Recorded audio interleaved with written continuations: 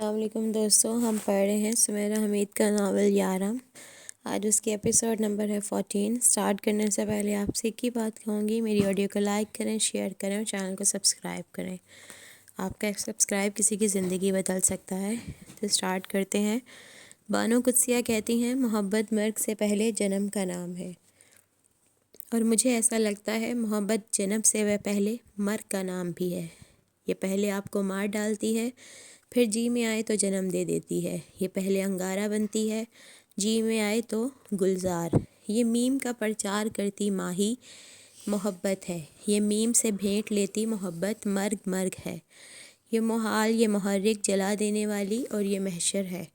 محبت میم سے، یہ امر سے پہلے مرن ہے۔ محبت متوق قید کی گئی، محبت مفتر، اور یہ محبت مشرک بھی ہے۔ وہ پاکستان ہی رہ چکی ہوتی اور اس پر ایسا وقت نہ آیا ہوتا۔ کاش پاکستان میں سب اس کے لیے ٹھیک ہوتا، اسے اپنے ماحول سے نکل بھاگنے کی تمنا نہ ہوتی، اسے یہاں آنے کی چاہ نہ ہوتی۔ وہ شخص جو اس کے آگے پیچھے، دائیں بائیں، اندر باہر، ہر طرف تھا، جو ہر طرف سے اسے اپنی طرف آتا نظر آتا تھا، وہ شخص اسے ساری زندگی نہ ملا ہوتا۔ لیکن وقت کی کمان میں اس کی اپنی مرضی کے تیر ہوتے ہیں، اور وہ انہیں اپنی مرضی سے تاک کر چھوڑتا ہے۔ وہ ایک آنکھ میچے سانس گم کیے نشانہ باندھے بیٹھتا ہے، اپنے من پسند وقت یہ چھوڑا اور شکار چت۔ اب اس کے پاس اس کے علاوہ کوئی چارہ نہیں تھا کہ وہ خاموش رہے اور سب سے دور بھی، تعلیم مکمل کرے اور گھر جائے، اور یہی سب ہونا تھا۔ اداسی اور خاموشی کو لیے چند دن گزر گئے، اور بقول بانو قدسیہ مسکراہٹ سمیت وہ غائب ہونے کا فن جانتا تھا۔ عالیان فنکار اسے ان چند دنوں میں کہیں نظر نہیں آیا۔ اس نے اسے ڈھونڈنا نہیں چاہا تھا، پھر بھی اس نے سوچا کہ کیا وہ غائب ہونے کا فن سیکھ چکا ہے۔ تم بہت اداس رہتی ہو، ویرا پوچھ رہی تھی۔ نہیں، میں ٹھیک ہوں۔ رات گئے وہ کھڑکی کے سامنے بیٹھی تھی جیسے کسی کے انتظار میں ہو۔ میں نے کب کہا تم ٹھیک نہیں ہو؟ پریڈ میں عالیان آیا تھا تمہارے پاس، شاید اس نے کچھ کہا تھا تم سے۔ ویرا اس کے قریب آ کر کھڑی ہو گئی۔ کیا کہے گا وہ؟ امرہ نے کتاب جو سامنے رکھی تھی اور پچھلے کئی گھنٹوں سے رکھی تھی کو پڑھنے کی کوشش کی۔ کچھ بھی کہہ سکتا ہے، وہ بہت خوش لگ رہا تھا۔ بعد میں نے اسے بہت اداس ہو کر جاتے دیکھا۔ ویرا واقعی موساد کی خفیہ ایجنٹ تھی، اتنے رش میں بھی اس نے سب نوٹ کر لیا تھا۔ امرہ ویرا کو دیکھنے لگی، اس کے پاس بتانے کے لیے کچھ نہیں تھا۔ تم خاموش کیوں ہو امرہ؟ اس نے کہا، وہ مجھ سے شادی کرنا چاہتا ہے۔ اوہ، اور تم نے کیا کہا؟ ویرا مسکرائی۔ میں نے، سوال تھا یہ اقرار؟ ہاں ظاہر ہے تم نے، یہ تو خوشی کی بات ہے۔ مجھے لگا تھا وہ تمہارا اچھا دوست بننا چاہتا ہے، لیکن اسے کچھ اور ہی بننا تھا نا۔ مسکراہٹ گہری ہو گئی۔ میری منگنی پاکستان میں ہو چکی ہے، میرے جاتے ہی میری شادی ہو جائے گی۔ تمہاری منگنی ہو چکی ہے؟ حیرت سے ویرا کا منہ کھل گیا، یعنی کہ یہ بات اسے کیوں نہیں معلوم؟ نہیں، امرہ نے اداسی سے کہا۔ تو تم نے جھوٹ بولا علیان سے؟ تم نے ایسا کیوں کیا امرہ؟ جو مجھے مناسب لگا میں نے کہہ دیا، بس۔ بس؟ ویرا حیرت سے اسے دیکھنے لگی۔ تم علیان کے لیے ایسے بات کر رہی ہو؟ کیسے بات کر رہی ہوں؟ اپنا انداز دیکھو امرہ، اتنی بڑی یونیورسٹی میں وہ تمہارے پاس آتا ہے باتیں کرنے کے لیے۔ عالیان، جانتی ہو کون ہے عالیان؟ یونی کی آنکھ کا تارا ہے، پروفیسرز کا چہیتا اسٹوڈنٹ۔ جس طرح صبح وہ یونیورسٹی کیمپس کے پاس کھڑا ہو کر تمہارا انتظار کرتا ہے، کبھی دیکھا ہے؟ میں نے اسے کبھی نہیں کہا انتظار کرنے کے لیے۔ ایک صبح ہائے کہنے کے لیے وہ ہم سے 10-15 منٹ پہلے وہاں کھڑا ہوتا ہے۔ میں اسے ایسا کرنے کے لیے نہیں کہتی۔ تم کم عقل ہو، میں کم عقل ہوں۔ تم ناسمجھ ہو، میں بہت ناسمجھ ہوں۔ شٹ اپ، تم نے اپنی منگنی کا جھوٹ کیوں بولا؟ میری مرضی۔ ویرا نے تھوڑی دیر اس کی طرف دیکھا۔ ایک شخص تمہیں پرپوز کر رہا ہے امرہ، اور تم نے مناسب الفاظ میں اسے ٹال دیا۔ ویرا تالی مار کر طنزیہ ہنسی، امرہ کے جیسے کسی نے گال پر تھپڑ دے مارا۔ تم صاف انکار کر دیتی، ایسے بہانے سے اس کی بے عزتی کرنے کی کیا ضرورت تھی؟ اس روسی ویرا کو سمجھانا بہت مشکل تھا۔ بہت عجیب ہو تم، بہت زیادہ۔ اتنے ذہین انسان کو کیسے تم نے جھوٹ بول کر انکار کر دیا؟ ویرا تو شروع سے ہی عالیان کی ذہانت کی مداح تھی۔ ویرا نے ایک بار اور تالی بجائی۔ Young lady of Pakistan, the great lady. افسوس ہوا، امرہ کا منہ سرخ ہو گیا اور وہ رو دینے کو ہو گئی۔ کیسے نہ کرتی میں انکار؟ پتہ نہیں کون ہے وہ، عیسائی، مسلمان یا یہودی؟ مارگریٹ اس کی ماں کا نام ہے، تو باپ کا کیا ہوگا؟ آئزک، داؤد کیا ہوگا؟ امرہ تیز آواز میں چلا اٹھی۔ اسے ویرا کے انداز سے تکلیف پہنچی تھی۔ ویرا اسے دیکھنے لگی۔ اتنی معمولی سی وجہ؟ بہت اطمینان سے اس نے پوچھا۔ معمولی وجہ نہیں ہے یہ ویرا، نہیں ہے یہ سب معمولی۔ اس کے باپ کا، خاندان کا کوئی اتا پتہ نہیں ہے۔ وہ کون ہے وہ خود بھی نہیں جانتا ہوگا۔ کیا مطلب ہے تمہارا اس بات سے؟ ویرا کی آواز تیز ہو گئی۔ یورپ کے آزاد معاشرے کی دین، غیر مذہبی غیر اخلاقی اقدام کی پیداوار، معمولی باتیں نہیں ہیں یہ سب۔ میرے خاندان کے لیے تماچے جیسی باتیں ہوں گی یہ سب۔ تماچا؟ ویرا استزائیہ ہنسی۔ خاندان؟ واؤ، تم تو سیدھے سیدھے آلیان کی بے عزتی کر رہی ہو۔ یہ سب اتنا آسان نہیں ہے جتنی آسانی سے تم مذاق اڑا رہی ہو۔ امرہ نے بے بسی سے ویرا کو دیکھا۔ تمہارے ہاں محبت حساب کتاب لگا کر کی جاتی ہے امرہ؟ ویرا بے حد سنجیدہ ہو چکی تھی۔ امرہ خاموش رہی۔ وہ اتنی ذہین کبھی نہیں رہی تھی کہ مدلل انداز میں کسی بھی سوال کا مقدمہ لڑ کر جیت سکتی۔ کیسے تم نے اس کے خاندان، اس کے مذہبی غیر مذہبی ہونے کا حساب کتاب لگایا اور انکار کر دیا، وہ بھی جھوٹ بول کر؟ بہت ذہین ہو تم۔ اپنے حاصل جمع کا فائدہ دیکھا، تم نے دیکھا کہ تم اس کے ساتھ نقصان میں رہ رہی ہو، تو تم نے جھوٹ بول دیا، اور ایسے جھوٹ بولا کہ وہ تمہارا دوست تو رہے لیکن کچھ اور نہ بنے۔ ایک بار تم نے مجھے کہا تھا کہ میں انسان کم مشین زیادہ ہوں۔ آج میں تمہیں کہتی ہوں تم انسان کم کیلکولیٹر زیادہ ہو۔ اس کی ذہانت، اس کی قابلیت گئی بھاڑ میں۔ وہ کتنا اچھا انسان ہے یہ سب دی، بس اس کا باپ ہونا چاہیے اور خاندان۔ یورپ میں یہی سب ہے تو سب کیا ایک دوسرے سے نفرت کرنے لگے؟ تمہارا مذہب ایسے لوگوں سے نفرت سکھاتا ہے؟ تم تو بہت مذہب کی باتیں کرتی ہو نا۔ تمہیں چھوٹے کپڑے پہننا پسند نہیں، تمہیں چھوٹا ظرف رکھنا، چھوٹا دل رکھنا پسند نہیں ہے۔ ایسے جھوٹ بولنا، بے عزتی کرنا۔ دکھ کی نہ تمام گہرائیوں میں اتر کے وہ بے بس کھڑی ویرا کو دیکھنے لگی۔ مان لیا کہ وہ تمہارا ہم مذہب ہے، پھر وہ مسلمان ہی ہے۔ امرہ کی کمزور آواز نکلی۔ گڈ، پھر مسئلہ کیا ہے؟ امرہ پھر سے خاموش ہو گئی۔ او اچھا، وہ اکیلا ہے، اس کے باپ کا پتہ نہیں، وہ ناجائز ہو سکتا ہے اس لیے؟ وہ ویرا کہہ کر اس کے تاثرات دیکھنے لگی اور اس کی سختی سے لب بھینچ لینے پر اس نے طنزیہ آئیبرو اچکائی۔ او واو، اس کے ناجائز ہونے سے مسئلہ ہے؟ اگر وہ ناجائز نہ ہو امرہ تو بھی نہیں، وہ مجھے نہیں پسند، میں نے انکار کر دیا۔ امرہ کو یہ جواب سب سے زیادہ مناسب لگا۔ شاید تم اسے پسند کرنے لگو، میں اسے پسند نہیں کر سکتی، وہ میرا اچھا دوست ہے جیسے تم ہو۔ شاید تم اسے پسند کرنے لگو، ویرا سنجیدگی اور سختی سے اپنی بات دہرا رہی تھی۔ شاید تم اسے پسند بھی کرتی ہو، لیکن اپنے خاندان کے لیے، معاشرے، اپنی روایات کے لیے میں اسے کیوں پسند کروں گی؟ کیوں کروں گی؟ کون سی خوبی ہے اس میں؟ اگر وہ قابل ہے تو یونی میں ہزاروں اور بھی ہیں۔ مجھ سے ہاں کہنے کے لیے مجبور نہیں کیا جا سکتا۔ تم مجھے مطمئن کرو امرہ، مجھے اس سب کی سمجھ نہیں آ رہی۔ جو کہنا تھا میں کہہ چکی، امرہ نے بے تاثر انداز اپنا کر کہا۔ شاید تمہارا خیال ہے اگر وہ مسلمان ہے بھی تو تم جتنا اچھا مسلمان نہیں ہے، وہ تمہاری طرح عبادت نہیں کرتا ہوگا، تمہاری طرح حلال فوڈ کا استعمال نہیں کرتا ہوگا، اسے بنیادی مذہبی تعلیمات کے بارے میں نہیں معلوم ہوگا۔ اگر وہ تمہارے خاندان کے پاس جاتا ہے تمہارا ہاتھ مانگنے تو اسے ان سب باتوں کی وجہ سے رد کیا جا سکتا ہے نا امرہ؟ امرہ خاموش رہی۔ جواب دو امرہ۔ ہاں، امرہ چلا اٹھی۔ تم ٹھیک کہہ رہی ہو، اتنا آسان نہیں ہے یہ سب، بہت مشکل ہے۔ تم لوگ یورپ میں رہنے والوں کے بارے میں یہی سب سوچتے ہو، میں جانتی ہوں۔ تمہیں لگتا ہے اقدار صرف تمہارے مشرقی ملکوں میں ہی ہے، روایات اور مذہب کی پاسداری بھی۔ ویرا باقاعدہ اسے ذلیل کر رہی تھی۔ اور کیا سچ نہیں ہے یہ؟ کیا نام ہے آلیان کے فادر کا؟ اس کا سر نیم مارگریٹ کیوں ہے؟ تم اس سے پوچھ لو۔ میں نے اس کی ضرورت نہیں سمجھی، اور تم جاؤ۔ مجھے نہیں معلوم تھا کہ تم آلیان کی اتنی بڑی حمایتی ہو۔ امرہ بھڑک اٹھی۔ اگر تم غور کرو تو میں تم دونوں کی حمایت کر رہی ہوں، لیکن تم لوگ بہت ناسمجھ ہوتے ہو۔ ہم کون؟ امرہ کی تیوری چڑھ گئی۔ تمہارے ملک پر طنز نہیں کر رہی۔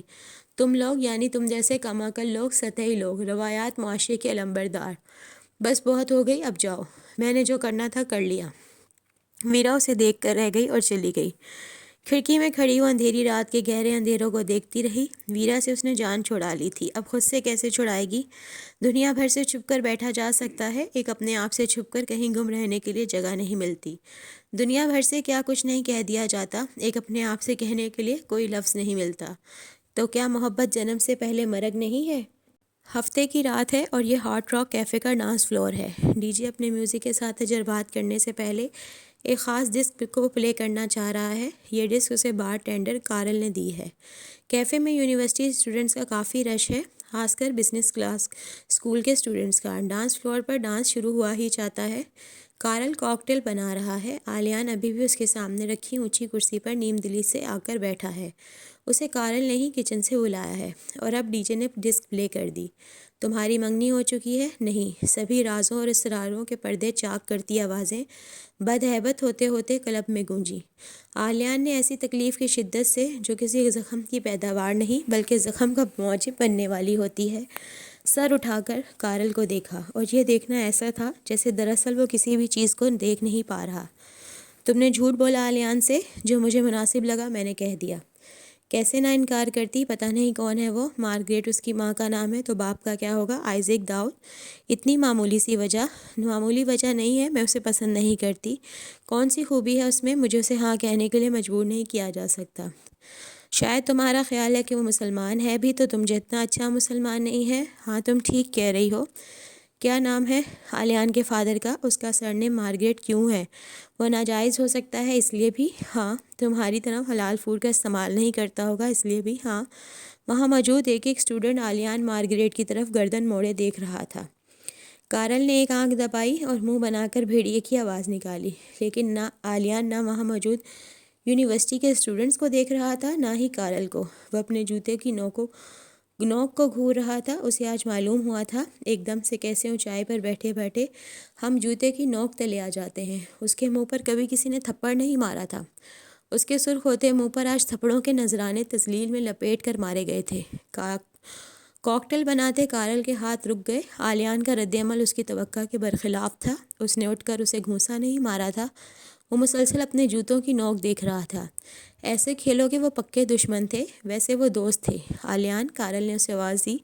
آلیان نے جوتے کی نوک سے نظریں اٹھا کر اسے دیکھا۔ شکریہ کارل، میں تمہارا یہ احسان تعمر نہیں بھولوں گا۔ وہ اٹھا اور قدم اٹھانے کے لیے جدوجہد کرنے لگا۔ وہ ناجائز ہو سکتا ہے اس لیے بھی؟ ہاں۔ نہیں، وہ مجھے نہیں پسند۔ کیا نام ہے آلیان کے فادر کا؟ اس نے کانوں پر ہاتھ رکھ لیے، لیکن پھر بھی وہ بہرا نہیں ہوا۔ محبت کی زبان اسی وقت تو بولتی ہے جب اس کے گونگا ہو جانے کی دعا کی جاتی ہے، اور محبت کے کان اسی وقت تو سب سننے لگتے ہیں جب ان کے بہرے ہو جانے کی بد دعا کی جاتی ہے۔ کیا نام ہے آلیان کے فادر کا؟ کیا نام ہے فادر؟ اس کا سرنیم مارگریٹ کیوں ہے؟ فادر نحستے لالا صبح بہرام پیاپے سوزم از داغے کے درام۔ میں صبح بہار کا پہلا لالے کا پھول ہوں جو عشق کے داغ سے مسلسل تڑپ رہا ہوں۔ محبت جگہ جوت ہے جسے مٹھی میں کر کے آنکھوں کے سامنے رکھ لینا آسان نہیں۔ آنکھیں نہیں چندھیاتی، قسمت چندھیا جاتی ہے۔ وہ اتنی جلدی کہاں مہربان ہوتی ہے۔ محبت کی دیوی تو گھٹنوں کے بل جھکوا کر اپنی آنکھیں موند لیتی ہے نا۔ دیوی کی مرضی، آنکھیں کھولے نہ کھولے۔ انسان جو سب سے زیادہ خواب محبت کے دیکھتا ہے تو انسان پر سب سے زیادہ خواب محبت کے ہی بھاری پڑتے ہیں۔ انسان کسی بھی مزاج یا نسل سے تعلق رکھتا ہو، دعا کے لیے باقاعدہ ہاتھ اٹھائے نہ اٹھائے، لیکن اندر ہی اندر اتنی آرزو ضرور کرنے لگتا ہے کہ کائنات میں چھپا کر رکھی گئی ساری محبت اس کی جھولی میں ڈال دی جائے۔ کہے نہ کہے پر اتنا ضرور سوچتا ہے کہ محبت کو وہ کچھ بھی کر کے چرا ہی لائے۔ ساری محبت چرا لینے کا خواب آلیان مارگریٹ نے بھی دیکھا تھا، اور یہ خواب اس پہ بہت بھاری گزرا تھا، کیونکہ محبت وہ ممنوع سیپی بھی تو ہے جو مست مست ناچ نچواتی ہے اور پھر بھی دہن کھول کر درِ شہوار کے درشن نہیں کرواتی۔ جھولی پھیلائے رقصے یارم، یار کے رکاس میں اپنے پیر جلا بیٹھتے ہیں تب بھی نہیں، بس نہیں۔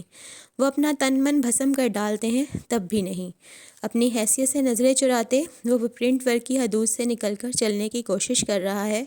جس برف نے مانچسٹر کو اپنی ہتھیلیوں میں لے رکھا تھا وہ اسے گرتا دیکھنا نہیں چاہتی تھی، لیکن اب اسے دکھا دیا جائے گا چلتے چلتے گرا کیسے جاتا ہے۔ برف میں ایک قلندر خاصیت بہت کمال کی ہے، یہ گرتی ہے تو شور نہیں مچاتی، گر کر پگھل کر ختم ہو جاتی ہے تو بھی واویلا نہیں کرتی۔ برف اپنے سینے پر پڑتے گر جاتے اس کے قدموں میں یہ خاصیت منتقل کر دینا چاہتی تھی۔ مانچسٹر کی اتنے سالوں دیکھی بھالی سردی میں اب آلیان کا دم گھٹ رہا تھا۔ اس کی آنکھوں کی سرخی اور سانسوں کی غمناکی اس پر گزرتے صدمے کی اولین گواہ بنی، اور اس کی بھوری سی چمک لی آنکھیں بھر آئیں اور سانس نے روا رہنے کی صلاحیت کھو دی۔ انسان تھا نا، رونا تو بنتا تھا۔ محبت کا سنہرا خواب جو دیکھ لیا تھا، خواب کے ٹوٹ جانے پر ٹوٹنا تو بنتا تھا۔ آسمان کے سارے ستارے ٹوٹ کر مانچسٹر کی شاہراہوں پر بکھر رہے تھے۔ کائناتی محبت پر کائنات کا ٹوٹ پھوٹ جانا تو بنتا ہے۔ سڑک پر چلتے ایک وہ بند گلی کے کنارے پر رک گیا جس کے اندر ایک بڑا کوڑا دان رکھا تھا۔ وہ اندھیرے میں کوڑے دان کے پیچھے جا کر دیوار کے ساتھ خود کو لگا کر کھڑا ہو گیا اور بے خیالی میں اپنے سر کو جھٹکا۔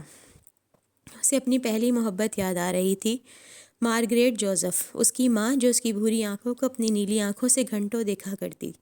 تھکتی نہیں تھی، وہ تھک جاتا تو اس کی تھوڑی اٹھا کر پھر سے دیکھنے لگتی اور جیسے خاموشی کی زبان سے کہتی جاتی، مجھے کیا معلوم تھا یہ آنکھیں مجھے ایسے لے ڈوبیں گی، لیکن میں خوش ہوں کہ یہ مجھے لے ڈوبیں، میں شکر گزار ہوں کہ مجھے یہ آنکھیں عطا کی گئیں۔ ان میں میری وہ تصویر بن کر اترتی ہے جو مصور نہیں بنا سکتے اور آئینے دکھا نہیں سکتے۔ میں کیسے نہ شکر گزار ہوں۔ اس کی آنکھیں اس کے لبنانی باپ جیسی تھیں، وہ مارگریٹ کے مردہ ہوتے وجود میں جان ڈال دینے والی آنکھیں تھیں۔ وہ انہیں گھنٹوں کیوں نہ دیکھا کرتی۔ وہ اپنی ماں کے ساتھ ایک کمرے کے بے حد چھوٹے اور نسبتاً گندے سے فلیٹ میں رہتا تھا جس کے ایک کونے میں کچن تھا اور دوسرے کونے میں واش روم۔ بیڈ کمرے کے دروازے کے عین سامنے تھا۔ ایک کھڑکی تھی جس کے آگے ایک کرسی رکھی تھی۔ اس کرسی پر کھڑے ہو کر آلیان کھڑکی سے سر ٹکا کر اپنی ماں کی راہ دیکھا کرتا تھا۔ مارگریٹ کے انتظار میں اس نے اپنی آنکھوں کو بہت تھکایا تھا۔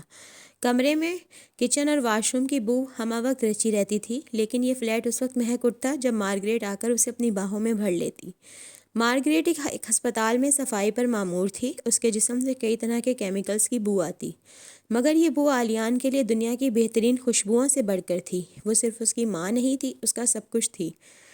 مارگریٹ جوزف مسکرانے کی کوشش کیا کرتی، لیکن وہ ایک بری اداکارہ تھی۔ اس نے زندگی کو زندہ دلی، ہمت اور جواں مردی سے گزارنے کے کچھ اقوال رٹ رکھے تھے۔ وہ انہیں ہر روز دہراتی اور مسکرانے کی بھدی اداکاری کرتی اور اپنے کام پر چلی جاتی۔ مسکرا کر گھر کا دروازہ بند کرتی، کھولتی، دن کرتی، رات کرتی، روز کی بس یہی اداکاری۔ زندگی اقوال پر کامیاب ضرور کی جا سکتی ہے، خوش طالع نہیں۔ ایسی زندگی کو سیاہی سے تو بچایا جا سکتا ہے، لیکن سترنگی نہیں رنگا جا سکتا۔ یہ دھنک جلی تو ہو سکتی ہے، دھنک ڈھلی نہیں۔ زندگی اب پھر تو یہ اس زمزمے کی صورت اختیار کر لیتی ہے جو دل کے کانوں کے پردے پھاڑ ڈالتی ہے۔ ایسی زندگی زندگی تو نہیں ہوتی، کیونکہ وجود میں دھرا لوتھڑا چت ہو جاتا ہے۔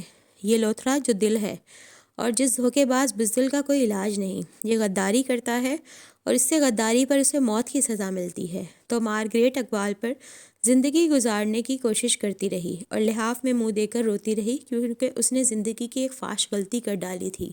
اس نے ایک مسلمان سے محبت کر لی تھی، ایک ایسا لبنانی مسلمان جو وہاں کام کے لیے آیا تھا، پونڈز کے لیے، محبت کے لیے نہیں۔ وہ اس روایات کا پاسدار تھا کہ سفر کے دوران گاڑی کے نئے اور انوکھے اسٹیشنوں پر رک جانے کو دل پر نہیں لینا چاہیے۔ سفر میں اسٹیشن تو آتے ہی رہتے ہیں، تو کیا سفر کو ہی روک دیا جائے؟ وہ سمجھدار تھا، اس نے سفر کو نہیں روکا۔ نیلی آنکھوں، پری چہروں سے تو دنیا بھری پڑی ہے، کس چیز کی کمی ہے اس جہاں میں؟ پھر ایک انسان کے لیے زندگی تباہ کر لینا کہاں کی روایت ہے؟ اگر ہے بھی تو یہ سب پرانی کہاوتیں ہوں گی، قدیم قصے کہانیاں۔ اس کی 6 سالہ زندگی اپنی ماں کی دبی دبی سسکیاں سنتے گزری۔ وہ سمجھتی تھی وہ سو رہا ہے، پر ایسی آہوں کے سائے تلے سو جانا گناہ کے مترادف ہوتا ہے۔ وہ دن بھر کام کرتی، رات بھر روتی۔ ایسی حالت میں وہ زیادہ دیر زندہ کیسے رہتی؟ کیوں کر زندہ رہتی؟ جو انسان کچن میں کام کرتا، بیڈ پر لیٹا، کھڑکی میں کھڑا، ہر حالت میں صرف اس انتظار کے مجسمے میں خود کو ڈھالتا چلا جائے، وہ زندہ رہ کر زندہ کیسے ہو سکتا ہے بھلا؟ ایسے انسان کو تو جلد مر جانا چاہیے، جس کا لوتھڑا دل خون بنانے کے بجائے خون اگلنے لگے۔ ایسے لوتھڑے کے مالک کو تو جلد ہی مر جانا چاہیے۔ وہ پہلی تکلیف دہ یاد جو آلیان سے جدا ہونے کے لیے کبھی تیار نہیں ہوتی تھی، کچھ یوں تھی کہ کمرے کی واحد کھڑکی کے آگے رکھی کرسی پر کھڑا وہ نیچے جھانک کر اپنی ماں کو تلاش کر رہا ہے۔ نیچے ایک مصروف سڑک تھی جس پر چھوٹی چھوٹی دکانیں اور سٹورز واقع تھے۔ مارگریٹ تھکی تھکی اس سڑک پر چلتی اسے نظر آئی۔ وہ اندر آئی اور بیڈ پر بیٹھ کر اسے دیکھنے لگی، پھر چل کر اس کے پاس آئی اور اپنی اداکارانہ مسکراہٹ سے اسے دیکھا اور اس کا ہاتھ پکڑ لیا اور کرسی کے پاس گھٹنوں کے بل بیٹھ گئی۔ تم بہادر ہو نا؟ مارگریٹ نے ایک اچھی مسکراہٹ سجا کر پوچھا۔ جب آلیان تھوڑا بڑا ہوا تو اس نے کئی سالوں تک خود کو ہڑبڑا کر اٹھتے اور کہتے سنا، نہیں میں بہادر نہیں ہوں۔ دو تنہا لوگ جب ایک دوسرے سے یہ پوچھنے کی جرات کرتے ہیں تو حقیقتاً یہ کہنا چاہ رہے ہوتے ہیں کہ اب تم تیار ہو جاؤ، تم بہادر ہو یا نہیں ہو، تمہیں بہادری دکھانی ہوگی۔ تلخ حقیقتیں تمہاری رسیلی زندگی میں گھلنے کے لیے تیار ہیں، کیا تم بھی تیار ہو؟ اپنے لبنانی باپ کی سی آنکھوں سے وہ مارگریٹ کو دیکھنے لگا۔ ہاں کی نہ ماما پاپا کے پاس جا رہی ہیں؟ مارگریٹ نے اس کے گال پر پیار کیا اور کھڑکی میں جا کر کھڑی ہو گئی۔ دیکھا، وہ ایک بری اداکارہ تھی۔ زیادہ دیر تک مسکرا نہ سکی۔ پھر بہت دیر کے بعد وہ وہاں سے ہٹی اور ایک چھوٹے سے بیگ میں اس کے کپڑے رکھنے لگی۔ ایک دوسرے سفری بیگ میں اس نے اپنی ایک جینز اور 2 شرٹس رکھی۔ دونوں بیگ اٹھا کر اور اس کا ہاتھ تھام کر وہ اسے اپنی دوست کے پاس لے آئی اور اس کے گال چوم کر چلی گئی۔ مارگریٹ چلی گئی اور کتنی ہی صدیوں بعد واپس آئی۔ اتنی صدیوں بعد کہ آلیان نے جان لیا کہ اس کی ماں سوتے جاگتے، کام کرتے، خاموش بیٹھے سسکتی کیوں رہتی تھی، اور اور مسکرانے میں وہ اتنی بری اداکارہ کیوں تھی، اور یہ بھی کہ اس کی نظریں کن ویرانوں میں بھٹکا کرتی تھیں، اور اس کے وجود سے آہیں کیسے اور کیوں نکلا کرتی تھیں، اور وہ ایک قبر بنی قبرستان کیوں لگنے لگی تھی، اور کرب کی جڑیں اس کے اندر سے پھوٹ کر تناور درخت بناتی جنگل کیسے ہو جایا کرتی تھیں۔ جب وہ آئی تو وہ سوسن آنٹی کے گھر کے پچھواڑے میں ایک طرف بیٹھا کھیلنے والے بچوں کو دیکھ رہا تھا۔ ان بچوں نے کئی بار اسے اپنے ساتھ کھلانے کی کوشش کی تھی، لیکن وہ اپنی ماں پر ہی گیا تھا۔ وہ ایک برا کھلاڑی تھا، وہ کھیل کو کھیل نہیں سکتا تھا۔ بیٹھے بیٹھے اسے جیسے خبر سی ہو گئی کہ اس کی ماں کہیں اس کے قریب ہے۔ وہ گھر کے اندر آیا۔ دور سے ہی اس نے مارگریٹ جوزف کی ہچکیوں کو سن لیا۔ وہ ساری اداکاری کو بلائے طاق رکھ کر رو رہی تھی۔ ہاں، وہ مجھے نظر آ گیا تھا، وہ مجھے مل گیا تھا۔ 3 ہفتے میں اسے پاگلوں کی طرح ڈھونڈتی رہی۔ اس کے دوست نے کہا تھا مجھے چند ماہ بھی رکنا پڑے تو میں وہیں رکوں۔ وہ وہیں ملے گا، اور وہ مل گیا، اور اس نے جیسے مجھے دیکھ کر بھی نہیں دیکھا۔ مجھے اندیکھا کر کے وہ تیزی سے وہاں سے غائب ہو گیا۔ میں اس کے پیچھے بھاگی، لیکن اتنی جلدی نہ جانے وہ کہاں گم ہو گیا۔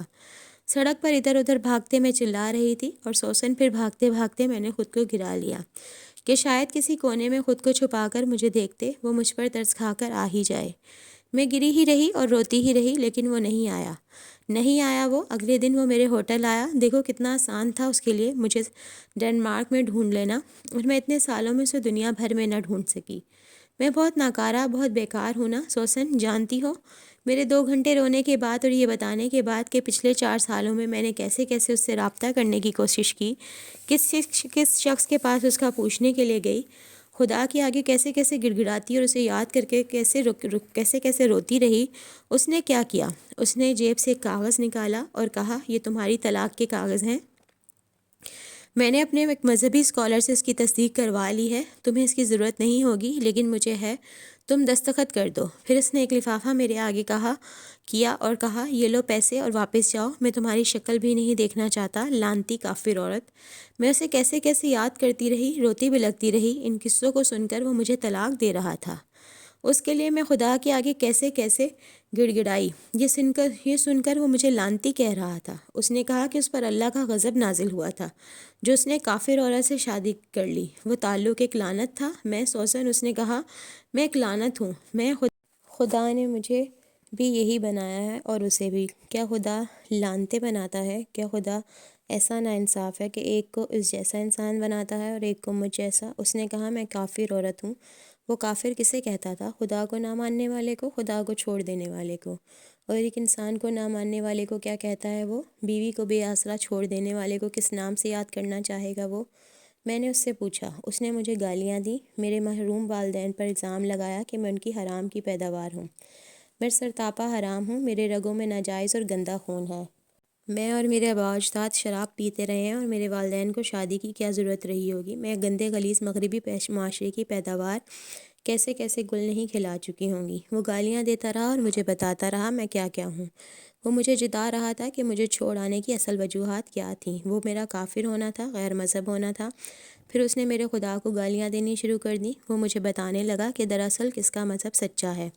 خود کو سچا ثابت کرنے کے لیے میں ڈنمارک کی حکومت کو اپنے اور اس کے تعلق کو لے کر درمیان میں نہ لے آؤں، یا برطانیہ کو۔ وہ مجھ پر یہ ثابت کرنے کی کوشش کرنے لگا کہ اپنی بات میں وہ کس قدر سچا ہے۔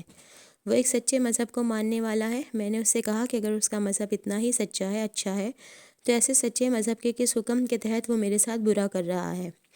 سوسن، مذہب کس کا سچا ہے؟ اس کے لیے تو آپ کو خود کو سچا ہونا پڑتا ہے نا۔ پہلے تو خود کو مکمل کرنا پڑتا ہے، ورنہ مذہب کون سا مذہب ہے جو یہ سب کرنے کی تعلیم دیتا ہے جو وہ میرے ساتھ کر رہا تھا؟ وہ سوسن کا ہاتھ پکڑ کر اس سے سوال کرنے لگی۔ اس نے کہا وہ بھٹک گیا تھا، وہ میرے جال میں آ گیا تھا، میں نے اپنی خوبصورتی کا استعمال کیا، اسے پھنسایا، ورغلایا۔ بھٹک تو میں گئی تھی، پھنس تو میں گئی تھی اس کی محبت کے جال میں کتنی خوبصورت ہوں اس کا احساس تو اس نے مجھے دلایا تھا۔ وہ تو کہا کرتا تھا خدا اپنے شاہکاروں میں مجھے بھی شمار کرتا ہوگا، اور وہ کہا کرتا تھا خدا کی مہربانی، اس نے زمین والوں کے نصیب میں اس شاہکار کی رونمائی کی۔ مجھے شاہکار تو اس نے بنایا تھا، پھر اس نے مجھے لعنت کیوں بنا ڈالا؟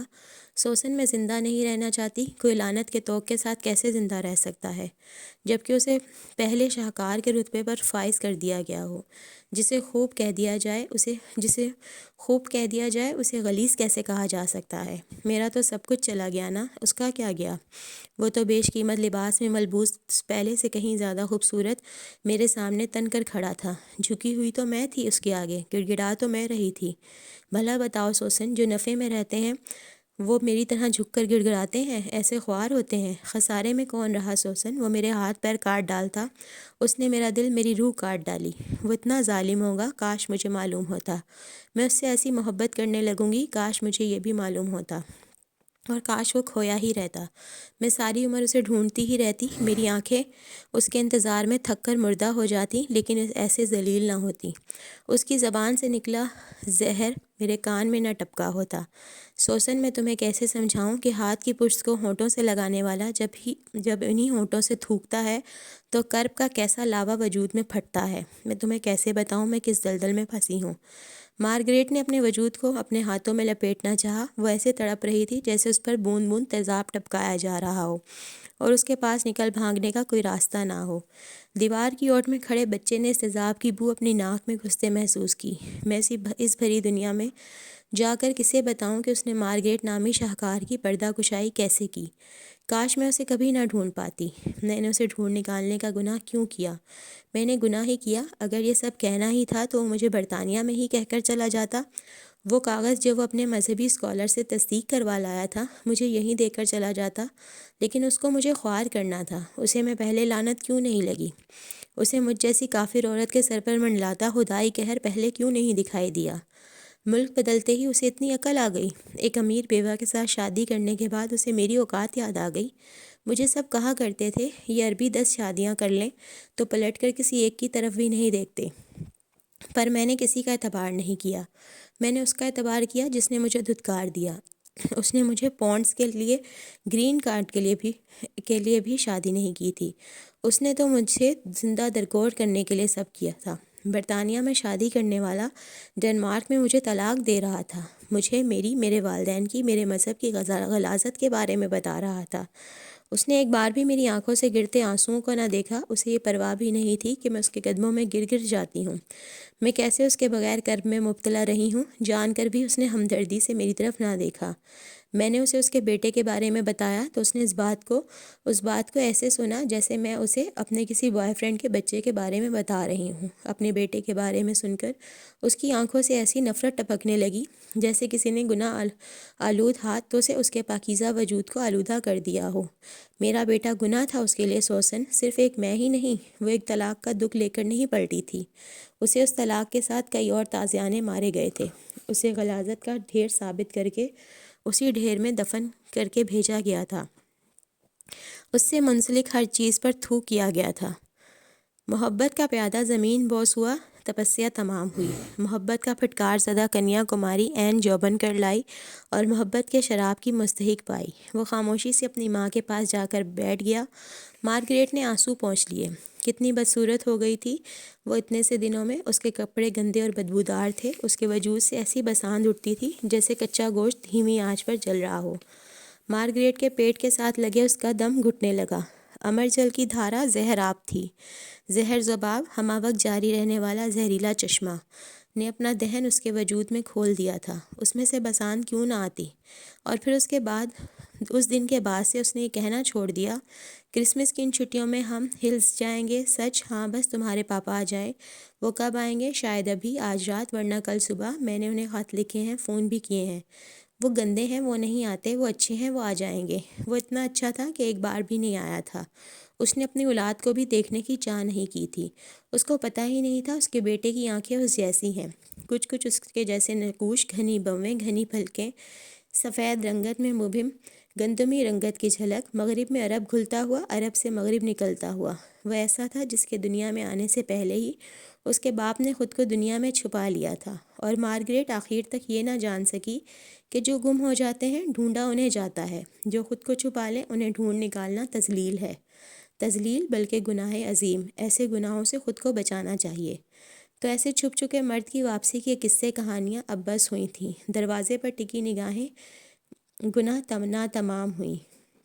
اب وہ مارگریٹ نامی عورت صبح اٹھتی، اپنی آنکھوں کی سرخی کو میک اپ کی تہ میں چھپاتی، پھر بھی بدہیبت ہی لگتی، 2 گھونٹ کافی ہچکیوں کی مانند حلق سے اتارتی، جلتے کچے گوشت کی بو کی تہوں میں مدفون اداکارانہ مسکراہٹ کو نکالتی، اور اسے اسکول کے لیے تیار کر کے اس کا ہاتھ پکڑ کر سڑک پر ایسے چلتی جیسے اپنا ہی تابوت اٹھائے اپنی قبر کی طرف جا رہی ہو۔ اپنی ماں کے زیر سایہ وہ بھی ایسے ہی چلا کرتا جیسے وہ اپنی قبر کشائی کے لیے جا رہا ہو۔ خود کو تابوت میں لٹانے، خاموشی سے طے شدگی سے 2 انسان اپنے ہی پیروں پر چل کر اپنی اپنی قبر کی طرف کیسے جایا کرتے ہیں، مارگریٹ اور اس کے بیٹے کو دیکھ کر جانا جا سکتا تھا۔ پھر وہ اسے اسکول سے گھر لاتی، ایک سینڈوچ بنا کر دیتی، گھر کو لاک کر کے چلی جاتی اور رات کو آتی۔ اس وقت تک وہ کھڑکی میں کھڑا اس کا انتظار کرتا رہتا۔ سینڈوچ ویسے کا ویسا ہی رکھا ہوتا۔ کھانا بھوک لگنے پر کھایا جاتا ہے، اور اس کی بھوک مارگریٹ کی صورت دیکھتے ہی مر جاتی۔ وہ دعا کرنا نہیں جانتا تھا، اس لیے سوچا کرتا تھا کہ کاش اس کی ماں سے ایسی گندی بدبو نہ آیا کرے، کاش وہ اس بو سے چھٹکارا کر پالے کیسے بھی کر کے۔ اس کے باپ کی واپسی کے قصے جو وہ اسے سنایا کرتی تھی اب تمام ہوئے، لیکن پرانی تصویروں کو دیکھنا اس نے بند نہیں کیا تھا۔ وہ ایک تصویر کو جس میں وہ جھیل کے پانی میں پیر ڈبوئے بیٹھا تھا اور گردن موڑے مسکرا رہا تھا، جگمگ کرتی آنکھوں کے لیے عرب کا شہزادہ لگ رہا تھا، اس کے چہرے کے ساتھ لگا کر دیکھا کرتی اور دیر تک دیکھا کرتی۔ ہاں تم میرے جیسے ہو، وہ خوش ہوتی اور گہرے سایوں میں گر جاتی۔ پتہ نہیں وہ کس کس بات پر خوش ہو سکتی تھی۔ کچھ عرصے پہلے وہ یہی سب کر کے کہا کرتی، دیکھو تو تم تو بالکل اپنے پاپا جیسے ہو۔ پھر وہ اپنی نم آنکھیں صاف کر لیتی، تمہارے پاپا تمہیں دیکھ کر بہت خوش ہوں گے، تم ان جیسے ہو، میں خوش ہوں اس پر۔ ہاں تم میرے جیسے ہو کامل، وہ ہر رات کیا کرتی، جیسے اسے ہر دن یہ ڈر ہو کہیں وہ اس تصویر جیسا تو نہیں ہو رہا، اس شخص جیسا۔ اسے اپنی زندگی کا آخری مرد، اپنی زندگی کے پہلے مرد جیسا نہیں چاہیے تھا۔ اب تم مجھے چھوڑ تو نہیں جاؤ گے نا؟ وہ اس سے پوچھتی نہیں تھی، بس بڑبڑاتی تھی۔ اسے معلوم بھی نہیں تھا کہ چھوڑ جانا کسے کہتے ہیں۔ جن دنوں اس کی طبیعت زیادہ خراب ہونے لگی، ان دنوں وہ رات رات بھر بڑبڑاتی رہتی۔ اس کی بڑبڑاہٹ عجیب ہوتی، جیسے ہچکیاں لیتی ہو، مدفن ہچکیاں، یا خود کو ایسی عدالت میں کھڑا کیے ہو جہاں ملزم بھی وہی ہو اور مجرم بھی، جرم بھی اس کا ہو اور سزا بھی اسے ہی سنائی جانے والی ہو۔ اگر میرے بس میں ہو تو میں تمہاری دائیں آنکھ کی کمان کے کنارے پر بنے اس دل کو اپنی مٹھی میں لے لوں اور اسے کہیں چھپا دوں۔ ہاں چلو اپنے دل میں، تاکہ جب تم ہنسو تو کوئی اور اس دل کے رقص پر فدا نہ ہو پائے۔ میں کسی اور کو تم پر فدا ہوتے کیسے دیکھ سکتی ہوں؟ میں مر جاؤں گی ولید۔ کل میں فرش صاف کرتے پھسل گئی، میری ناک سے خون بہنے لگا، میں رونے لگی۔ تم ہوتے تو اپنی آستین سے میرا خون صاف کرتے اور مجھے بھاؤں میں بھر کر کہتے، مارگریٹ دی سپر وومن۔ سپر وومن بھی روتی ہے کبھی، اور تمہاری نیلی آنکھوں میں ایک ہی چیز بھلی نہیں لگتی، آنسو۔ تم وہ کام کیوں کرتی ہو مارگریٹ جو مجھے اچھے نہیں لگتے؟ تم آہ کیوں کرتی ہو؟ اگر تمہیں کسی وجہ سے رونا ہی ہوا کرے تو خود کو کہیں چھپا لیا کرو، پھر اپنی روتی صورت کو میک اپ سے چمکا لیا کرو۔ مجھے معلوم نہیں ہونا چاہیے تم روتی رہی ہو۔ میں روتی رہی ہوں؟ مارگریٹ صبح تک یہی ایک فکرہ بڑبڑاتی رہتی۔ اس نے تھوک کر چاٹ دی گئی محبت کی پوشاک میں خود سے ہی پیوند کاری کر لی تھی۔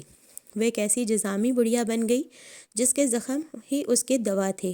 اسے کسی وید کے پاس جانے کی حاجت نہیں تھی۔ کوئی ایسی محبت کو توق زدہ زنجیر پا کرے جو گدھ بنی بوٹی بوٹی نوچتی ہے، ایسے مردار خور کوئی رحم والا مردار کرے، کوئی رحم کرے۔